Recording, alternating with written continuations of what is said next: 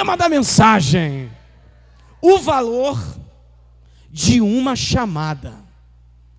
Qual é o valor da nossa chamada? Se eu olhar para a vida de Jeremias, ele era filho de Uquias, a Lucimar, filha de Gesiel, a Josi, filha do Luiz, a irmã Yolanda, filha do Gustavo, aleluia, né? O Rodrigo, filho do Fernando, o João, filho do, vamos lá, como é que é o nome dele? Brunão, que não é a morada.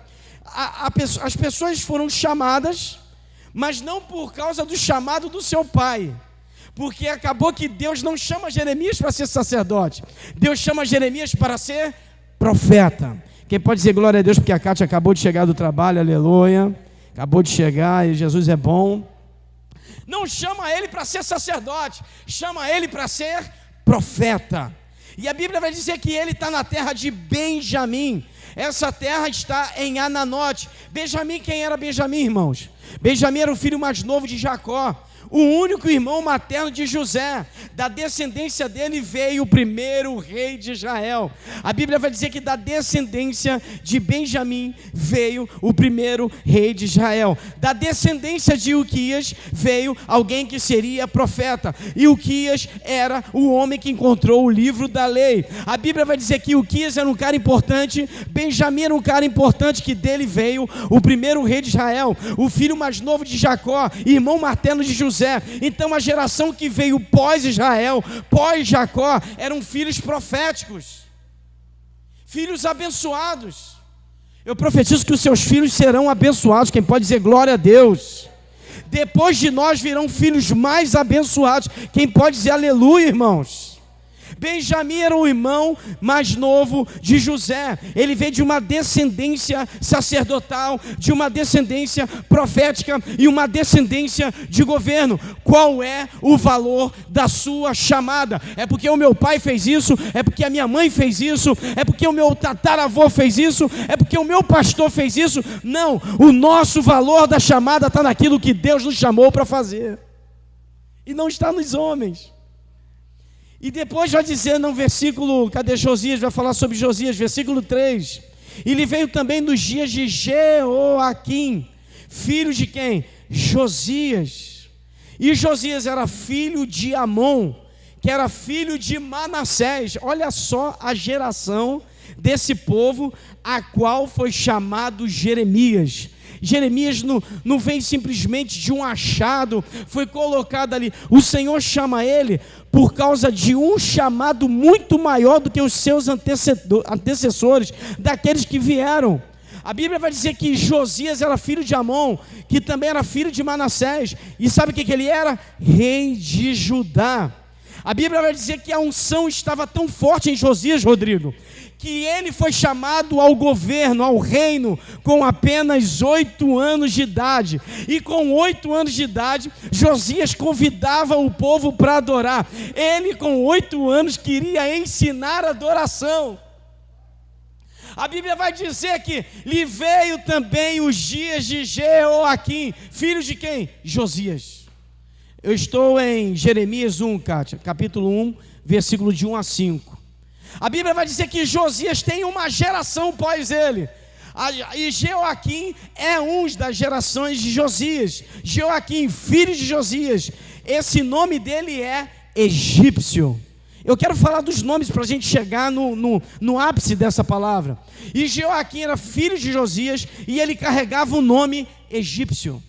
A Bíblia vai dizer que ele estava no Egito e que veio daquela galera do Egito, lá de Êxodo, mas agora nós estamos em Jeremias, falando do tempo da Babilônia, em que os babilônicos dominavam o Egito e tiravam toda aquela instrução dos egípcios e queriam trazer uma instrução nova, e o Senhor estava preparando Jeremias para um cativeiro que viria.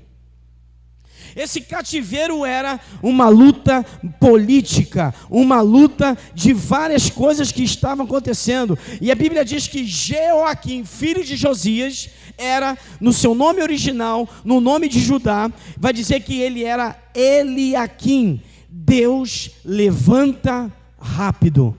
E a Bíblia vai dizer que o nome dele, Jeoaquim, significa aquele que é brilhante, aquele que se levanta e faz a obra de Deus. Mas a Bíblia continua dizendo que no versículo 3, ele veio também nos dias de Joaquim, Jeremias capítulo 1, versículo 3, os filhos de Josias, rei de Judá, até o fim do ano 10º de quem?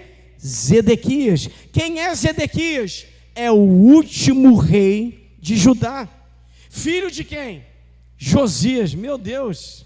E a Bíblia diz que ele foi levado ao exílio e ali acabou o reinado de Josias e de Judá em toda aquela terra. Só que Deus estava preparando alguém que vinha dessa linhagem para algo muito maior.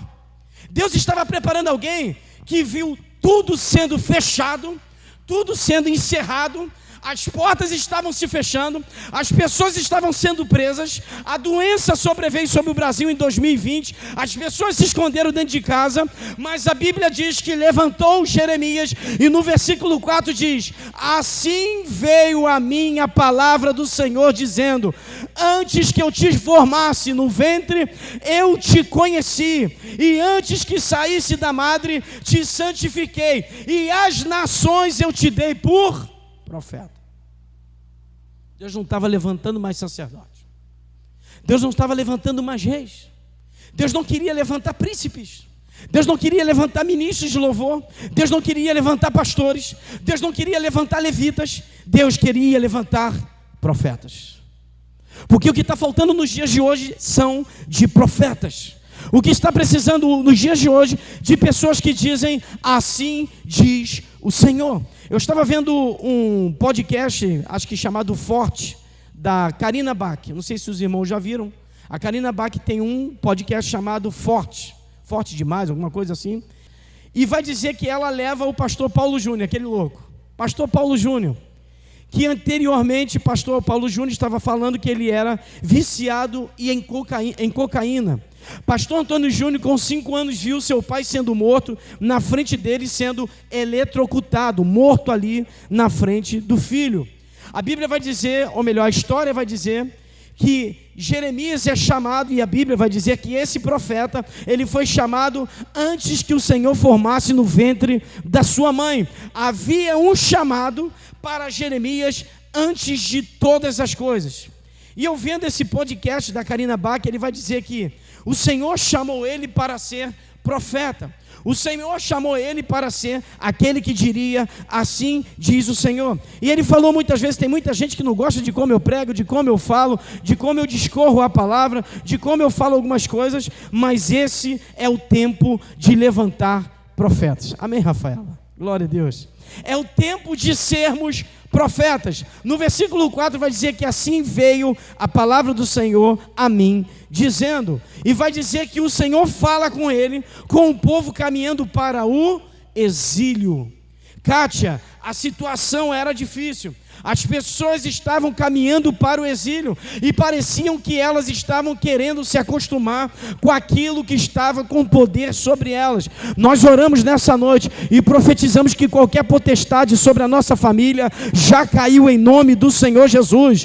É preciso levantar profetas, profetizas, homens e mulheres de Deus que tenham uma unção profética. Precisamos levantar homens que tenham um coração no reino. Precisamos levantar mulheres que oram, jejuam e buscam. Pastor, eu estou em casa. Busque ao Senhor enquanto se pode achar. A Bíblia vai dizer que veio a palavra do Senhor a Jeremias num tempo de crise política, de questões morais em Judá. A Bíblia está dizendo que havia um crescimento babilônico. É como nós estamos vendo nos dias de hoje, irmãos. Há um crescimento daquilo que é errado, daquilo que está acontecendo. Parece que houve uma notícia 1h da manhã agora na Praia da Barra, em frente ao hotel Windsor. Eu trabalhei lá pouco tempo. Ia lá, fazia minhas vendas, acontecia lá. E vai dizer que o médico, o doutor pediatra, ortopedista, não sei o que é, ele saiu da... ortopedista, ele saiu do hotel, foi lá fora beber alguma coisa, comer alguma coisa, 1h da manhã, era o sonho dele, já 3 anos formado, ele estava ali, o sonho dele era se encontrar com médicos internacionais, e nesse sonho, Antônio, ele começou a encontrar grandes homens, e deu 1h da manhã, o que ele foi fazer? Eu vou beber uma água. Eu vou lá fora beber uma água, aleluia. Tá bom, Antônio, obrigado, está na benção. Pode botar aqui no chão que daqui a pouco eu pego. Esse médico saiu de São Paulo. O sonho dele era ser ortopedista, porque ele queria levar o legado do pai, porque o pai foi ortopedista. E vai dizer a história de ontem para hoje, que foi um cara, encontrou ele na praia achando que ele era um miliciano. O que o cara fez? Matou 3 dos 4. E está tentando ter um entendimento, eu não sei, mais profundo, para saber quem é esse cara e qual foi a razão do problema, se realmente ele foi enganado. Mas nós estamos vivendo um tempo, irmãos, que não tem mais hora para assalto, não tem mais hora para problema, não tem mais hora para isso, para aquilo. Eu me lembro que quando nós fizemos um dia para um ano, não foi fácil, foi difícil, o tempo não estava legal, as pessoas estavam ali assistindo, mas eu me lembro, Rodrigo, que quando nós fizemos aquele trabalho, as pessoas começaram a mudar a sua visualização naquilo que era reino, porque quando a igreja vai para fora, quando a igreja fala do amor de Cristo, as coisas vão esclarecendo. Então é preciso nesse tempo levantar homens e mulheres com propósito. Homens e mulheres que sejam profetas, pessoas que falam a verdade, pessoas que não se declinam para o Egito e para a Babilônia. A Bíblia vai dizer que o chamado de Jeremias não seria um chamado de paz, não seria um chamado para coisas qualquer, não seria chamado para ficar na rede, não seria chamado para ter um evangelho próspero, não. O chamado de Jeremias, o propósito de Deus para Jeremias é que ele falasse ao povo: vocês vão ter que se converter, porque se vocês não se converter, o Senhor vai destruir tudo isso. Nós estamos vendo a situação de Canoas, Rio Grande do Sul, minha filha morou lá, está enchendo de água, irmãos, o rio está tomando. Blumenau hoje, que é onde minha filha está morando, o que aconteceu hoje? Aquele rio está enchendo, a natureza, os céus estão declarando algo para nós, e muitas vezes a gente não está entendendo qual é o nosso propósito aqui na terra, nós não estamos entendendo qual é o nosso propósito.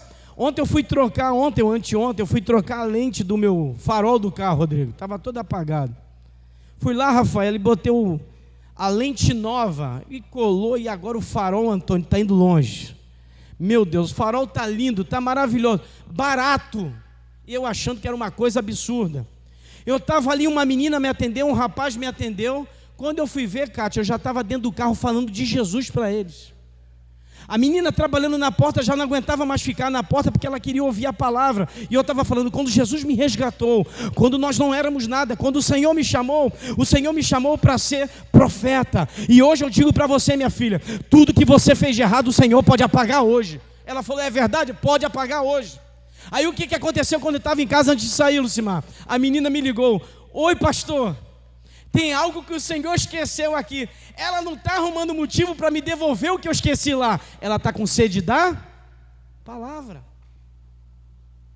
Aí ela falou assim, ó, o Iago está querendo ver você. Iago, ó, está querendo ver você também, para a gente estar aqui um dia, horas, que a gente estava ali 1h30 consertando o farol. Eu comecei a falar da palavra e aquilo começou a correr, e o olhinho dela já brilhava, e ela falava, eu tenho 2 filhos, eu tenho o Kaique, eu tenho a Emanuele, e as minhas filhas são de cada um pai, eu errei a vida toda, eu tenho 23 anos, e eu preciso ser restaurada. Opa, tem uma oportunidade para Deus tirar a Babilônia e o Egito de você.